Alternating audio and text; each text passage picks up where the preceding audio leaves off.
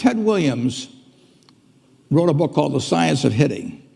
And in The Science of Hitting, he's got a diagram, shows him at the plate.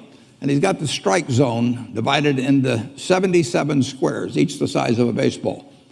And he says, if I only swing at pitches in my sweet zone, which he shows there, and he has what his batting average would be, which is 400.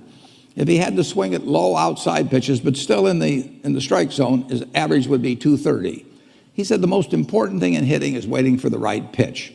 Now, he was at a disadvantage because if the count was 0-2 or 1-2 or so on, even if that ball was down where he was only going to bat 230, he had to swing at it.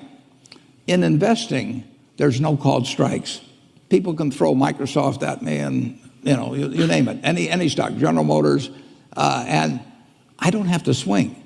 And nobody's going to call me out on called strikes. I only get a strike called if I swing at a pitch and miss. So I can wait there and look at thousands of companies day after day, and only when I see something I understand and when I like the price at which it's selling, then if I swing, if I hit it, fine. If I miss it, it's a strike.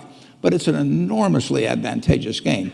And it's a terrible mistake to think you have to have an opinion on everything. You only have to have an opinion on a few things. In fact, I've told students, if when they got out of school, they got a punch card with 20 punches on it, and that's all the investment decisions they got to make in their entire life, they would get very rich because they would think very hard about each one.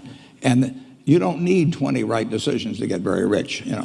4 or 5 will probably do it over time.